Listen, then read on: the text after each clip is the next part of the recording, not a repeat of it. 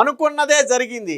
ఏదైతే ప్రస్తుత assembly deputy speaker మాజీ ఎంపీగా ఉన్న సమయంలో కస్టోడియల్ టార్చర్కు గురైనటువంటి రఘురామకృష్ణరాజు పెట్టిన కేసులో A1గా ఉన్నటువంటి నాటి సిఐడి చీఫ్ సునీల్ కుమార్ అయితే విచారణకు హాజరు కాలేను, నాకు విచారణకు హాజరు కావడానికి 2 వారాల సమయం కావాలని చెప్పి హాజరు నుంచి అయితే తప్పించుకున్నాడు. వాస్తవానికి గత నెల 26వ తారీఖున ఈ కేసు నిమిత్తం హాజరు కావాలని గుంటూరు CCS పోలీస్ స్టేషన్లో హాజరు కావాలని నోటీసులు అయితే ఇచ్చారు.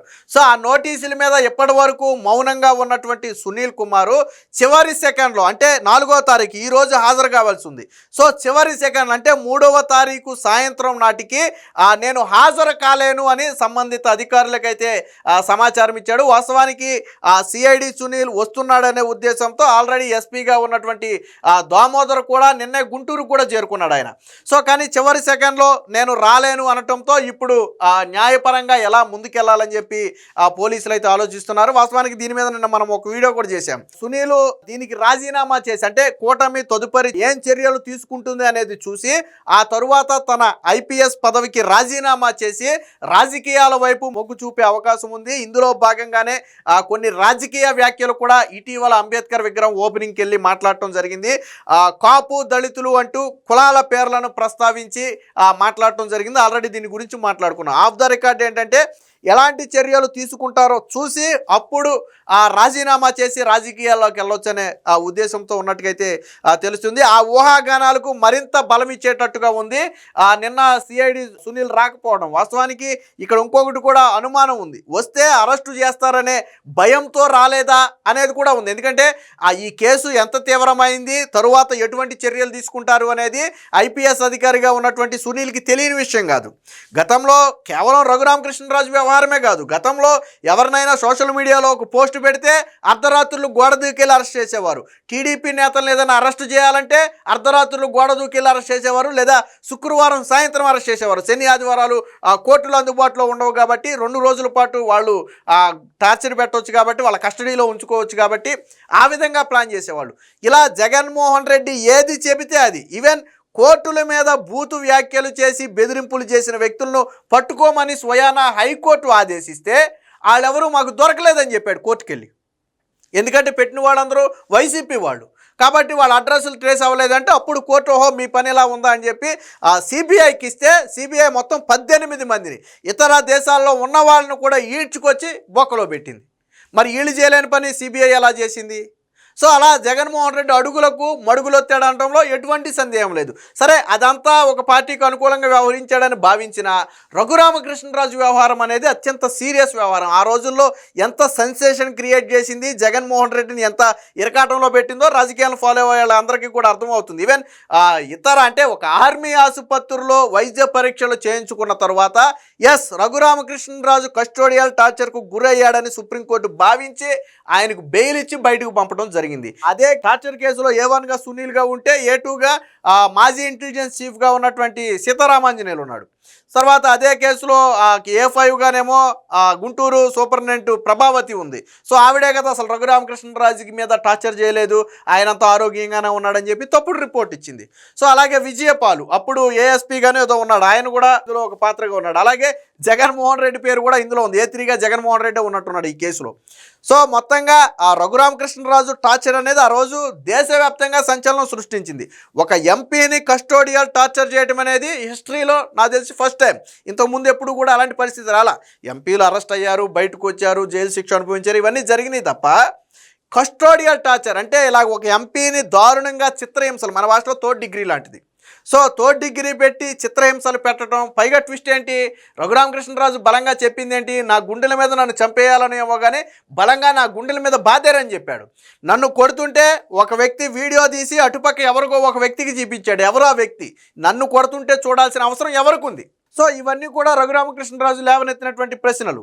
సో ఇది ఇంత కీలకమైనటువంటి ఇష్యూ కాబట్టి ఒకవేళ వస్తే అరెస్టు చేస్తారా అనే అనుమానంతో రాలేదా అంటే అది కూడా ఒక కారణమై ఉండొచ్చు. సరే 2 వారాల తర్వాత వస్తే అరెస్ట్ చేయాలంటే అప్పుడు కూడా అరెస్ట్ చేస్తారు. బట్ దీని మీద ఇప్పుడు పోలీసులు అయితే లీగల్గా ఎలా ముందుకెళ్లాలో ఆలోచిస్తున్నారు. మరొకసారి నోటీస్ ఇవ్వాలా, ఒకవేళ ఇస్తే అందులో షరతు ఏం పెట్టాలి, 2 వారాల తర్వాత మళ్ళీ నాకు ఖాళీ లేదనొచ్చు, తప్పించుకోవడానికి ఏముంది, ఈసారి నాకు అనారోగ్యం అనొచ్చు, ఇప్పుడు ఏమన్నా అంటే కుటుంబ సభ్యులు అనారోగ్యం అన్నాడు, తర్వాత నాకు అనారోగ్యం అనొచ్చు. సో రీజన్స్ ఎన్నైనా చెప్పొచ్చు. సో ఎలా ముందుకెళ్లాలనేది పోలీసులు అయితే ఆలోచిస్తున్నారు. దీనికి సంబంధించిన వార్త ఒకటి వచ్చింది, ఒకసారి చూద్దాం. నేటి విచారణకు రాలేను, 2 వారాలు గడువివ్వండి. రఘురామ కేసులో దర్యాప్తు అధికారికి ఐపీఎస్ సునీల్ సమాచారం. నాటి నరసాపురం ఎంపీ, ప్రస్తుత అసెంబ్లీ డిప్యూటీ స్పీకర్ రఘురామకృష్ణరాజును కస్టడీలో చిత్రహింసలకు గురి చేసిన కేసులో ప్రధాన నిందితుడు అంటే A1 సీనియర్ ఐపీఎస్ అధికారి పివి సునీల్ కుమార్ గురువారం విచారణకు హాజరు కావడం లేదు. ఆ కేసులో గుంటూరులోని సిసిఎస్ పోలీస్ స్టేషన్లో ఈ నెల 4న విచారణకు హాజరు కావాలంటూ దర్యాప్తు అధికారి, ప్రస్తుత విజయనగర ఎస్పీ అయినటువంటి దామోదర్ గత నెల 26నే ఆయనకైతే నోటీసులు అయితే జారీ చేశారు. అయితే తన కుటుంబ సభ్యుల అనారోగ్యం సమస్య కారణంగా రాలేనని, వచ్చేందుకు తనకు 2 వారాలు సమయం ఇవ్వాలని సునీల్ ఆయనకు సమాచారం ఇచ్చారు. సునీల్ను విచారించేందుకు ఎస్పీ బుధవారమే గుంటూరుకు చేరుకున్నారు. అంటే ఈరోజు విచారించాలి కాబట్టి ఆయన ఆల్రెడీ నిన్న సాయంత్రానికే గుంటూరు చేరుకున్నారు. చివరి నిమిషంలో తాను రావటం లేదని సమాచారం ఇచ్చారు. నిజానికి సునీల్ కుమార్కు నోటీసులు జారీ చేసినప్పటి నుంచి కూడా ఆయన విచారణకు రావడంపై అనుమానాలు వ్యక్తం అవుతున్నాయి.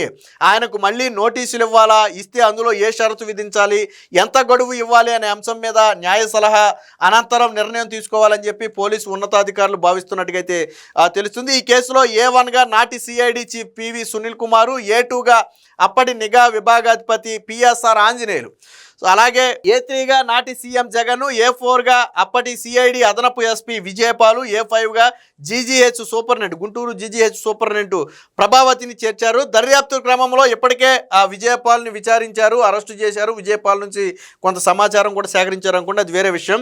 ఆ తర్వాత రఘురామకృష్ణరాజు మీద దాడి చేసినటువంటి థర్డ్ పర్సన్ అయినటువంటి తులసి బాబును కూడా అరెస్టు చేశారు. ఆ తర్వాత పెద్దగా కదలిక లేదు. 5 ఏళ్ల క్రితం జరిగిన ఈ ఘటన ఇంకా ప్రాథమిక దశలోనే ఉండడంపై ఇప్పటికే రఘురామకృష్ణరాజు అనేక సందర్భాలు అసంతృప్తి కూడా వ్యక్తం చేశాడని ఒక కథనం అయితే వచ్చింది.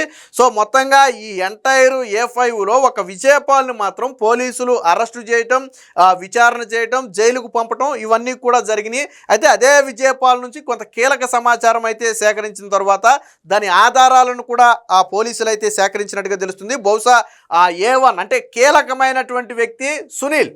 సో నాడు సిఐడి చీఫ్గా ఉన్నటువంటి సునీల్ విచారణకు వస్తే ఆ ఆధారాలను ముందు పెట్టి ప్రశ్నించే అవకాశం ఉంది. అయితే ప్రధానంగా వచ్చిన ఊహాగానం ఏంటంటే అదుపులోకి తీసుకుంటారు. అంటే ఈ కేసులో A1గా ఉన్నాడు కాబట్టి ఇప్పటికే కొన్ని ప్రాథమిక ఆధారాలు పోలీసులు సేకరించారు కాబట్టి సిఐడి మాజీ చీఫ్ అయినటువంటి సునీల్ కుమార్ వస్తే పోలీసులు అదుపులోకి తీసుకుంటారు అనే ఒకే కారణంతోనే రాకుండా తప్పించుకు తిరిగే ప్రయత్నం అయితే చేస్తున్నట్టుగా తెలుస్తుంది. బహుశా కోర్టుకి వెళ్ళి ఏదైనా ముందస్తు రక్షణ పొందే అవకాశం గురించి ఏమైనా ఆలోచిస్తున్నాడా, దాని గురించే కొంచెం సమయం అడిగారనే కోణంలో కూడా కొన్ని అనుమానాలు అయితే ఉన్నాయి. ఏది ఏమైనా మొత్తంగా మొదటి నుంచి సిఐడి చీఫ్ సునీల్ వస్తాడా అంటే అనుమానమే.